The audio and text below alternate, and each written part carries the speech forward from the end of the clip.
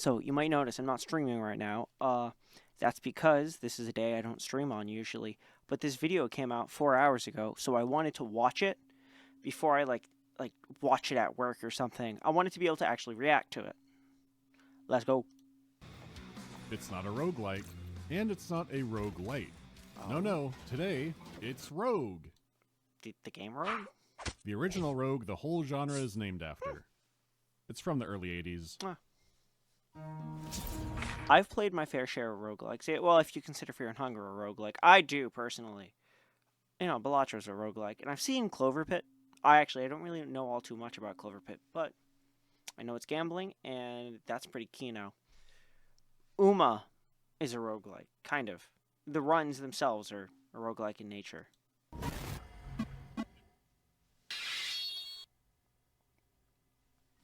Rogue. That's pretty cool. As a genre, the term roguelike has been everywhere, enough to where you now have some baseline expectations when you go into one. Over the years, some games have tried to remain extremely faithful, but now more often, the games can be such freak shows of mechanics and genre mashups or weird tangential things that might not be a roguelike, but people will sure argue about it. Well, you know, would you consider Fear and Hunger a roguelike? I personally do. Type in the comments below whether you consider Fear and Hunger a roguelike. The reason why I say that, because like there's different runs, you know, your character isn't named when you start, and it's permadeath. So obviously those aren't necessarily the best points, but yeah, what I can come up with, like, off the top of my head quickly. If the game isn't made in Rogue City, that's just sparkling permadeath. So, no, Okay. I'm not here to checklist all the Rogue games or anything else that wastes too much time. It's more that the original Metroidvania games still get around for good reason. They're easy to pick up and play, have a great art style, and are fun. Yeah. So compare that with a game much harder to pick up, with layers of controls, that at one point was pure ASCII. Wait. The game much harder to pick up, with layers of... Moves you H, left in H, capital H, F? What? It's, well, that's kind of cool. It, like, has you go until you hit a wall or something. Controls that at one point was pure ASCII, and even in the commercial version, there are still people who will say it has no art style. Compared to the other two, no bartender who tries to upsell you on their special IPA will have a rogue tattoo. So that leaves us with the fun question, which I think it still is, but with a lot of conditions attached to that. You know, beyond the fact the game looks like homework or some kind of art piece, or ordering tile through Lowe's Genesis. It looks like an operating system BIOS. The game may look simple, but it's a foundational one that still has some pretty cool stuff in it. Enough to where I thought it was worth a quick video so more people would know what the hell Rogue even is. For starters, you play a lone adventurer, who has been lost and tormented for so long they don't remember their name. Call me what you will, I am the Rogue. Skylar, I am the danger. Exactly what you would think of as a typical Rogue. On some covers, he looks like a Gachimuchi Dolph Lundgren. Surely it's some kind of trace of him from He-Man. Whatever, you're the Rogue, and you've entered the Dungeon of Doom seeking out the Amulet of Yendor, an artifact left behind by ancient magicians and stolen by the evil Dungeon Lord. And the Rogue has been crawling into the darkness, endlessly searching for it. But also, like, that would make sense that'd be basic. Every time he dies, he's just sent back to the surface, and the dungeon the forbidden... I understand that's supposed to be a ring, but that does not look like a ring in the slightest. Seems to have reconfigured. There's a Mordor charcuterie board of evil... The fucking... What is it? The Lightning... Not Lightning McQueen. The Mater hole. Creatures. There's equipment left behind by other adventurers, or maybe the Rogue himself in a different lifetime. You could find a pair of pants. They've been cursed by the Dungeon Lord, and can never be removed. Oh, curse of so binding. Unless you have identify scrolls, which also have to be identified, picking up most items is also playing a round of Melkor's chance time, and you might not know it's cursed until the moment that leads to your death. Just one of many amenities in the Dungeons of Doom. But ultimately it's a simple quest. Find the amulet and get out. What's less simple... By AI? AI made this game? SMH can't support it. The multiple versions of Rogue. There is the official Steam release, but it's not the most quality of life version. It's an older DOS box copy that lacks widescreen support, has duller colors, and other aspects that sure aren't a huge deal when the game looks like this, but consider the Retro Rogue collection is free. has a launcher for 6 different versions of the Ooh. game, and inside of that lets you choose between multiple tile sets if you don't want to stare at text all day, plus has Interesting. options for limited sound effects, and has access to all kinds of tools if you want to get into modifying Rogue. But for this, it's free, looks and sounds nicer, I'll pin a link to it. Okay. Pin a link to it. Maybe I might have to play this. Hey, you make your dungeon freak, and moving around is easy enough, it's just arrow keys. Even normal attacks are just moving into the enemy, the big K there, which stands for Kestrel. And a few rooms over, there's a big E, for Emu.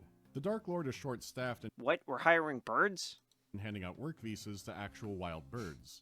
To be fair, a small bird like a Kestrel could be dangerous in the right circumstances, but I can't stop thinking about one thing.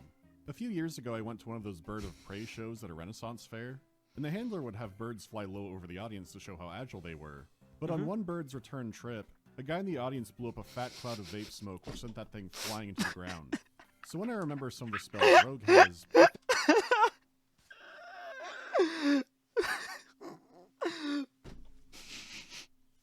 Fucking... smoke. Fucking think smoke. Kestrels are a bad Bird hire. out. Same goes for the random bats. It really feels like Canadian geese would have been a better pick somewhere. The only worthy animal in the early levels is the emu. The others you have to headcanon ways they kill you, not emus. And I really shouldn't be overthinking animal enemies, it's just a consequence of playing so many hunting simulators. Still, having the enemies just Not be a the giant god- capital Not the hunting game, not the... Oh my god, that video is so fucking funny. letter keeps them easily readable. There's a joke in there somewhere, but it's funnier to think about how much terror some of these things start causing.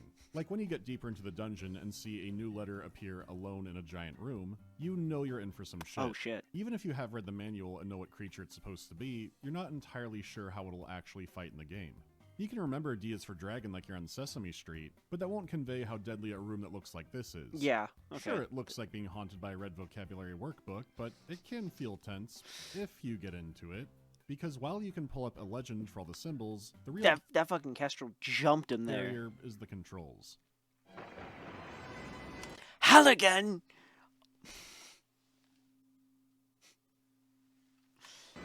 Wait, this video was recorded a while ago. Unless... I don't fucking know. 2025. Now, it does look like there's a lot of controls, but there's also a second page. You may not need to know all of them, but knowing some of that list is still a lot. Movement also being a regular attack isn't just the most basic control, it's the most convenient. The other Yeah, I controls suppose. are all tied to very specific actions. Let's take your inventory, right? In a more modern game, you look at all your stuff and usually have contextual actions from there. Yeah. It leads with the object. Here's your item, what do you want to do with it? Yeah, Sell makes it? sense. Eat it? Nowadays, this is just expected, but back here, you're leading with the action. What do you want to eat? What do you want to Oh. drink? The true Hell games of this time are ones where you typed out that's kinda commands where there weird. were plenty of wrong answers and about 3 good ones. This isn't nearly that bad, but there's still enough that's annoying and easy to slip up. You can at least tell they were trying to be convenient. Like with Yeah. stairs, one key sends you up, the other sends you down. Oh, that's They're the pretty greater cool. than and less than signs. Oh. Easy enough. Yeah, that makes sense. Like, and technically, that's pretty intuitive. Okay. How about W to wield a weapon, but capital W to wear armor? Easy to What? mix up at first, but hopefully not something you're doing in combat anyways. At least compared to T for throw and capital T to take off armor. Making that mistake can easily send you back to floor 1.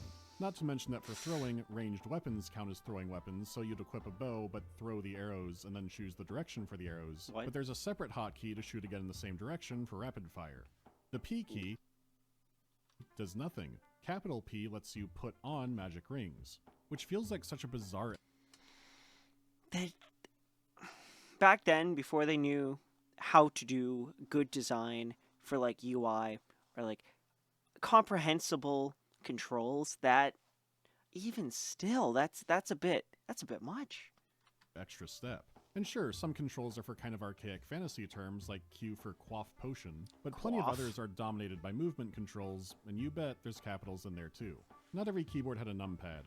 This is also the My- improved control Granted, my computer also doesn't have, my keyboard doesn't have a numpad. scheme I have from like one of those 60%. some earlier versions. Because this game has some tedium with number commands to reduce that. The entire game is turn or action based. You can move on a turn, attack on a turn, or do something like equip or take off armor, drink a potion, but Makes some of sense, makes these sense. you want to queue up. There's a rest command.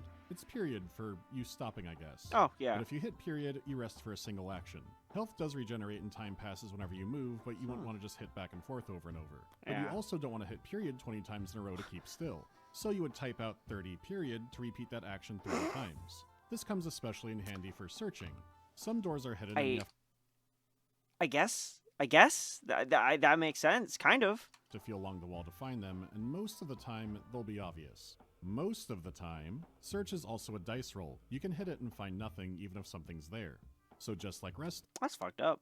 you might type out 5 or 10 searches along a wall. That way you don't have to mash it constantly when you can't find the way, but that might still happen. You Yeah. still want to keep that number low because time is marching forward and the rogue does get hungry. Oh. Plus, there could be an enemy sitting inside the hidden door, or one might mosey into the room and take 10 steps while you're doing this. You're just floundering around a Scooby-Doo bookshelf looking for the hidden switch, and the next thing you know, there's a wraith giving you a prostate exam. You ever play What? a tabletop game with a rogue player who says, by the way, I'm always searching for traps? Many DMs I have. He was not a very successful rogue. I had to bail him out a couple times playing a bard.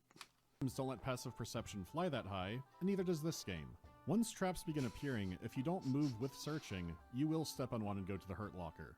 There aren't instant kill ones as far as I can tell, but they can shoot arrows into you, maim you, teleport you, or drop you down a floor.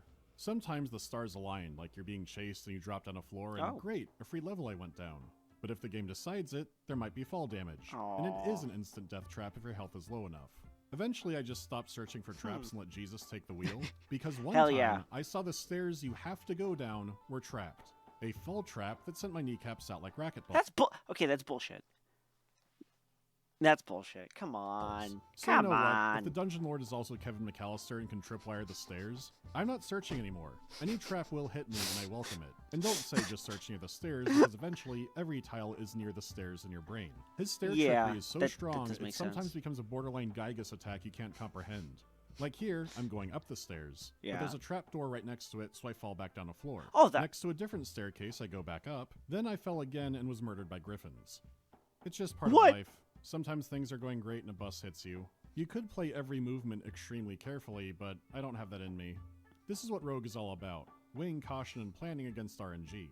I could spend search actions on the floor, but what are the chances there's a fall trap there? And what are the chances it happens again 4 seconds later? Fuck. Still, Rogue is also very mechanically rich, more than you might think by looking at it. Like from those controls, it seems like there's a lot to it.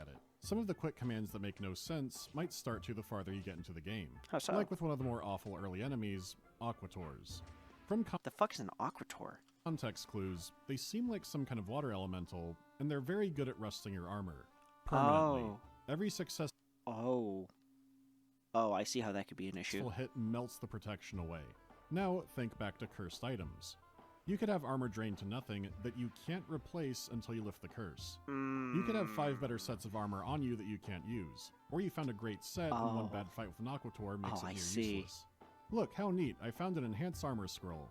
Just name that enhanced armor to remember it. Immediate Aquator. It zaps away that buff scroll's health and sends my armor down to 1. It sucks, but if I had been quicker and had an armor on me that it couldn't rust, like leather, I could have changed I suppose leather can't rust. that.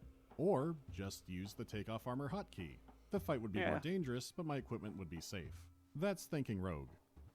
At its core, the levels are randomly generated, but your items are in the same category. Like in my very first game, I found the scroll of... It doesn't seem good. Sanhek Cocksuck Zoom. But every scroll, including identify scrolls, I would have to read blindly to see what they did, and then I can name them. The same goes for potions. If you can't identify them, you have to have a little sip. It could be useful, or a sludge that makes you sick, but all the colors and textures will mix up in the next game. The magenta potion used to enhance your weapon, now it causes paralysis. You might use a scroll and it says somebody's watching over you, or you hear mysterious laughter. So you also find out what some of these effects do by playing the game. You sometimes have to guess or experiment to figure things out. Collecting and understanding the items gives you a huge advantage in a run. Scrolls can detect monsters or reveal an entire floor. It could enhance your weapon beyond time and space, but if you do it twice, your weapon vaporizes. Some benefits will be extremely obvious, others are head scratchers. Scrolls and potions are reliable once you understand them, but magic weapons like wands can be tricky. Something simple like a light staff can be reliable, but combat magic is a different story. Yeah.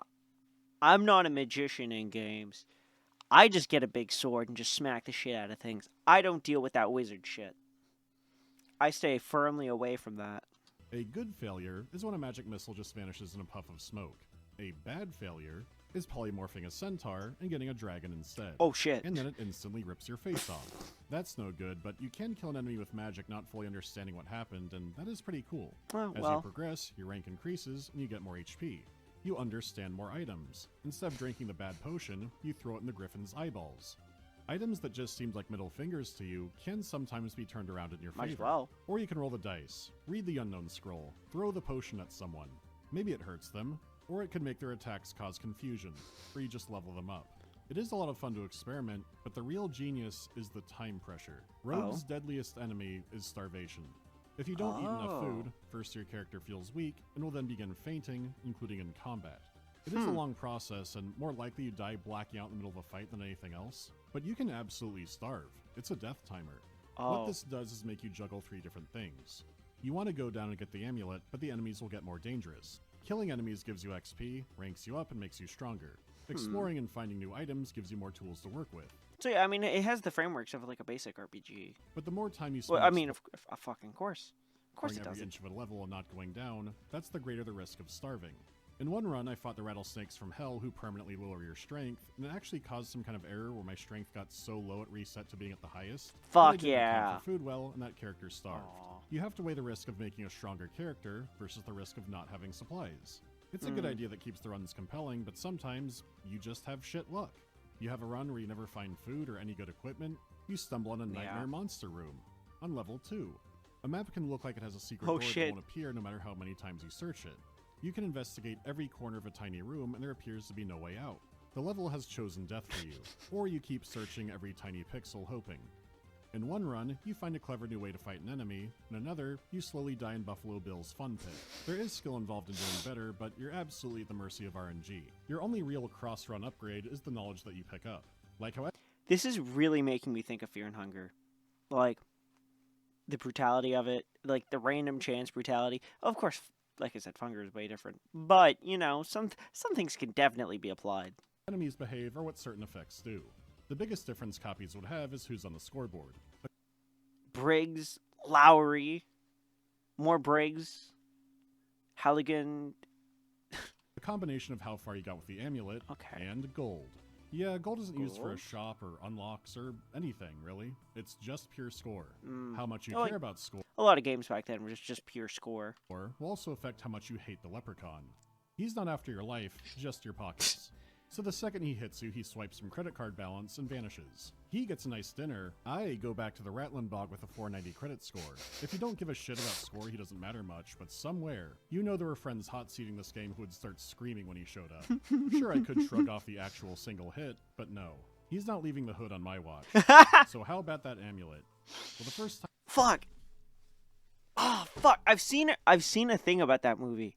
I don't remember which one. But no. He's not leaving I forget which movie that is. I have seen something about it. It's been a while ago, but on my watch. So how about that I don't remember. Well, the first time I ever got it, I kept going deeper, forgetting that, oh yeah, you want to go back to the surface. Which, to its credit, it does generate new levels, but going back, the enemies do get easier. It doesn't start spawning most professional killers on earlier levels, it just lets you progress backwards. Oh, I suppose Yet that makes another sense. reason starving is your biggest enemy. You don't want to die that way after all that. That's but true. with enough time and patience and a lot of luck, you can make it. You pawn all your stuff and are just now admitted to the Fighters Guild. That seems fucking stupid. That was just for like a fucking hazing ritual of the Fighters Guild? Dude. That's fucked up. This is being overqualified. So even though the semantics are borderline meaningless now, here's some things to think about if you see people typing fast and breathing heavy over roguelike versus roguelite. Most people pull up permadeath or procedural levels, but the game being turn-based is very core to it, even if gameplay doesn't always look like that. How about inventory management and survival mechanics? Fear and Hunger. The game has a hunger meter, and sometimes you do have to decide between getting more food or getting a great weapon. You have a goal and can win, you don't just have to endure the game forever. But I guess if you want to, you could keep going deeper. And finally, no meta progression. You don't need to unlock a new spaceship or whatever else. You always start on an even playing field, which is good in such an Does uneven Hunger game. have meta progression? I don't know if I'm qualified to talk about meta progression, but I don't think so. Maybe it does. I might be wrong. It is neat to see how well it's held up in a lot of ways, but if you were interested in what this game does right, there's still a lot that does it better. And I don't mean something graphically crazy, I mean something like Dungeon Crawl Stone Soup. Games that can triple down on mechanics, but don't have much for visuals. So that's Rogue. It spearheaded genres we hear about non-stop, mainly argued about by people who never played it, or even seen it before. But now you I have. haven't. It's an important game that didn't need much of a story. So next time, we'll dive into something a little more narrative heavy. Oh. Well, thank you for watching. I finally read Alien's Labyrinth, and it was weird and horrifying. Are there others just as insane? Well, thank you for watching. I really like Mandalore, and when this showed up in my notification box, I was like, I gotta watch this, and I really want to watch it, like record it. So here we are. Thank you for watching. Make sure to like, comment, and subscribe. I've been Nico, and I am out. Have a good one. Hey, you, yeah, I see you. Yeah, subscribe.